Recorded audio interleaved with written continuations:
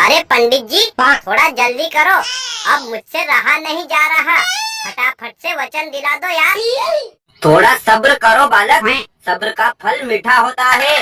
अरे पंडित जी, कहीं ऐसा ना हो कि सब्र का फल ज्यादा मीठा हो जाए, वरना उसमें कीड़े पड़ जाएंगे। अच्छा ठीक है बालक, तेरी जवानी इतनी ही उबाल मार रही है तो अभी करवाते हैं।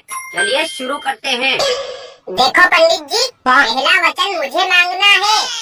ठीक है बालिके, पहला वचन तुम ही मांग लो। और बालक तुम भी कान खोल के सुन लो। बालिका जो भी वचन मांगेगी तुम्हें सिर्फ हाँ करना है। अगर ना करोगे तो शादी होने से पहले ही टूट जाएगी। ठीक है पंडित जी, कसम आपके पिछवाड़े की, मैं सिर्फ हाँ बोलूँगा, हाँ के सिवा कुछ नहीं बोलूँगा।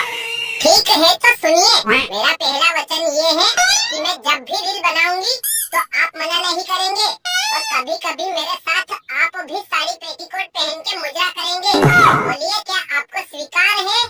हाँ हाँ, मुझे स्वीकार है। अब मेरा भी पहला वचन सुनिए कि जब भी मैं दारू पीने जाऊंगा तो आप मना नहीं करेंगी, और कभी कभी गाली गलौज के साथ धुलाई करूंगा तो भी आप हंसते हंसते सहन करोगी। बोलिए, क्या आपको स्वीकार है? हाँ हाँ, मुझे भी स्वीकार है। जियो बालक बालिके, तुम्हारा इतना गहरा प्यार देखकर तो ऐसा लग रहा है कि तुम्हारा रिश्ता 7 जन्मों तक चलेगा। हाँ, तो मेरा दूसरा वचन ये है कि मैं जब भी अपने मायके के यारों से बात करूंगी तो आप मुझे मना नहीं करेंगे, और मेरे साथ साथ आप भी उनसे प्यार से बात करेंगे। बोलिए, क्या आपको मंजूर है? हाँ, मुझे भी मंजूर है। वाह वाह, दुल्हा दुल्हन हो तो बिल्कुल इनके जैसे। अब मेरा भी दूसरा वचन सुनिए, जब भी मैं अपनी गर्लफ्रेंड को घर लेके आऊँगा तो आप मना नहीं करेंगी और उसका प्यार से स्वागत करेंगी, और हम दोनों के लिए अपने हाथों से बिस्तर सजाओगी। बोलिए, क्या आपको स्वीकार है? हाँ हाँ, मुझे भी स्वीकार है। वाह वाह, क्या बात है। हाँ, तो मेरा तीसरा वचन ये है कि आप मेरी आज्ञा का पालन करेंगे और अपनी सारी कमाई मुझे और मेरे मायके वालों को देंगे। बोलिए, क्या आपको स्वीकार है? हाँ, मुझे स्वीकार है। और मेरा तीसरा वचन ये है कि विदाई के बाद अपने बाप को बोलकर उनकी सारी जमीन जायदाद मेरे नाम करवाएंगी। बोलिए, क्या आपको मंजूर है? हाँ, मुझे मंजूर है। हाँ, तो प्यारे वर वधू, यहाँ पर आपके 3 वचन कंप्लीट हो गए। अब चौथे वचन की ओर चलिए। ओके पंडित जी, मेरा चौथा वचन ये है कि मैं जब भी झगड़ा करूँगी मुझे प्यार से मनाएंगे, और घर के झाड़ू पोछा से लेकर बर्तन मांजने का काम अकेले करेंगे। बोलिए, क्या आपको स्वीकार है? हाँ हाँ, मेरी माँ, मुझे भी मंजूर है। अब मेरा चौथा वचन ये है कि शादी के बाद मैं चाहे जितनी लड़कियों को पटाऊं, आप मना नहीं करोगी, और खुद आगे रहकर अपनी बहन से मेरी सेटिंग कराओगी। बोलिए, क्या आपको मंजूर है? अरे हाँ हाँ, कड़वो है, मुझे भी मंजूर है। अब मेरा पांचवा वचन सुनिए कि जब भी मैं बियर बार जाऊं तो आप मेरे साथ नहीं चलेंगे, और घर पर रुककर बच्चों को संभालेंगे, और मेरे आने से पहले ही खाना बनाकर तैयार रखेंगे। बोलिए, क्या आपको स्वीकार है? हाँ हाँ, मुझे भी स्वीकार है। अब मेरा भी सुनिए कि जब भी मैं पड़ोसन से चुम्मा चाटी करूं तो तुम कोई एतराज नहीं करोगी, और तुरंत अपना बोरी बिस्तर बांधकर घर से भाग जाओगी। क्या तुम्हें स्वीकार है? हाँ हाँ, मुझे भी स्वीकार है। अब मेरा छठा वचन सुनिए कि चाहे आपके जेब में पैसा हो या ना हो, लेकिन जब भी मेरा मन चिकन बिरयानी खाने को करे तो आप भीख मांगकर मेरे लिए चिकन बिरयानी लाएंगे। बोलिए, क्या आपको मंजूर है? हाँ हाँ, मुझे भी स्वीकार है। अब मेरा भी सुनिए कि शादी से पहले मेरे ऊपर जितने कर्जे थे और शादी के बाद जितने भी कर्जे होंगे वो आपके भाई बाप चुकाएंगे। बोलिए, क्या आपको मंजूर है? अति उत्तम, क्या विचार है आपके। अरे ऐसी जोड़ियाँ तो ऊपर से बन के आती हैं। अब 7वां और अंतिम वचन लीजिए। अब मेरा भी 7वां और अंतिम वचन सुनिए कि शादी के बाद मैं मैक्सी बिकनी या जींस टॉप पहनूं, आप मुझे फुल आजादी देंगे, तभी मैं आपके साथ रहने को तैयार हूँ। बोलिए, क्या आपको मंजूर है? हाँ हाँ, मुझे भी मंजूर है। अब मेरा भी अंतिम वचन सुनिए कि शादी के बाद मैं अपनी प्रोफाइल पर चाहे सनी लियोनी की डीपी लगाऊं या मियां खलीफा की, आप मना नहीं करेंगी। बोलिए, क्या आपको मंजूर है? नहीं, मुझे ये स्वीकार नहीं है, क्योंकि हम लोग कब से मेहनत कर रहे हैं, लेकिन अभी तक वीडियो देखने वाले भैया बहन ने इसे लाइक, कमेंट और शेयर नहीं किया है, इसलिए ये शादी नहीं हो सकती। अरे ओ भैया बहन, काहे गरीब की शादी तुड़वाने पर तुले हो? प्लीज वीडियो को लाइक, कमेंट, शेयर करके चैनल को भी सब्सक्राइब कर लीजिए। उसके बाद मेरी शादी हो जाएगी तो मैं भी बाल बच्चे वाला आदमी बन जाऊंगा और उम्र भर आपको दुआएं देता रहूंगा। धन्यवाद। पंडित जी, अरे ओ पंडित जी, कहाँ मर गए?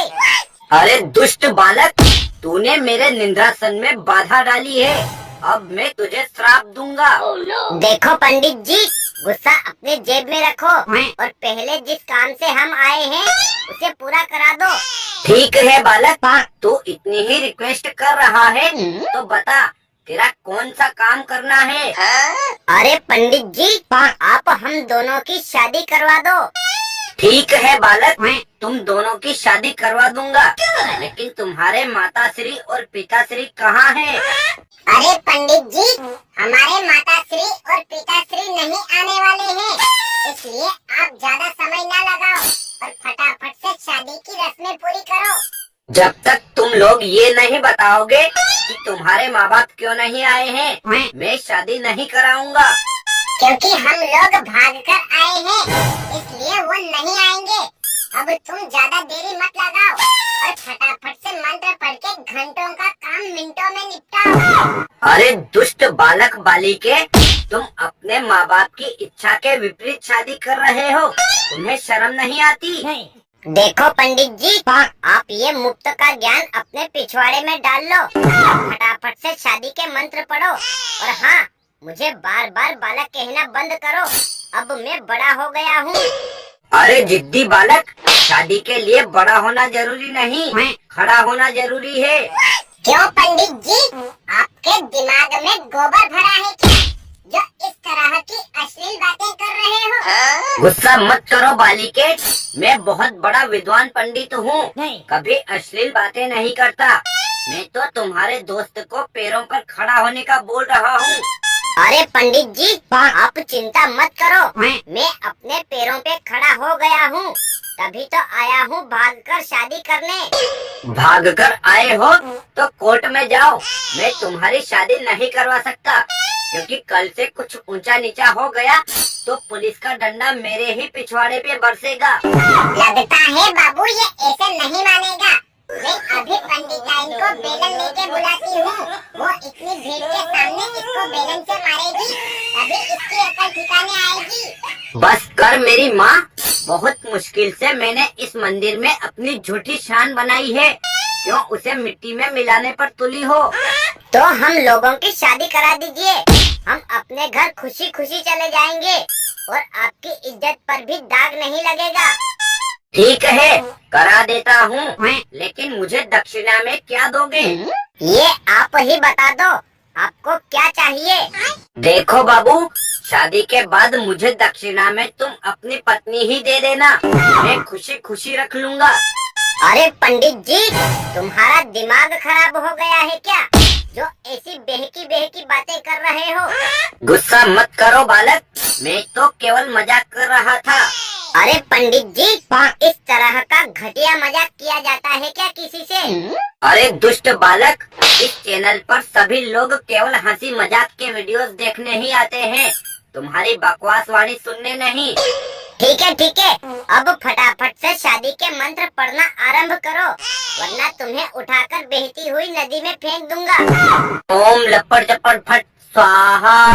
अरे पंडित जी, ये कैसा मंत्र है, मुझे तो कुछ समझ में नहीं आया। देखो बालक, पंडित के मंत्र किसी को समझ में नहीं आने चाहिए, वरना सभी लोग पंडित बन जाएंगे, फिर हमें तो सड़क पर बैठ के भीख मांगनी पड़ेगी। देखो पंडित जी, आपकी बकवास सुन सुनकर मेरे कान पक गए हैं, इसलिए अब फटाफट सही से मंत्र पढ़ दो, वरना अपने पति का बैंड तो शादी के बाद बजाऊंगी, लेकिन आपका बैंड अभी बजा डालूंगी। हरिओम, महादुल्हे का सेहरा सुहाना लगता है, दुल्हन का सामान पुराना लगता है, स्वाहा। हाल क्या है दिलों का न पूछो सनम, तेरी बीवी को पटा लेंगे हम स्वाहा। देखा है पहली बार घोड़े पे गधे को सवार स्वाहा। जिंदा रहने के लिए तेरी कसम, तेरी बीवी को पटा लेंगे हम स्वाहा। जीता था जिसके लिए और जिसके लिए मरता था, तू अपने ही पड़ोसी की बेटी को रोज चुम्मा चाटी करता था स्वाहा। क्यों बाबू, ये पंडित जी क्या बोल रहे हैं? अरे बेबी, ये तो बस मंत्र पढ़ रहे हैं, तुम इनकी बातों को दिल पर मत लो। अच्छा, मैं कुछ और समझी थी। क्यों पंडित जी, हो गई क्या शादी पूरी जो आप मंत्र पढ़ना बंद कर दिए? भेजो तुम्हारे पति को, मेरी दक्षिणा लाएगा और हम लोग चल के खोपचे में सुहाग रात मनाते हैं, बड़ा मजा आएगा। यही शादी संपन्न हुई स्वाहा।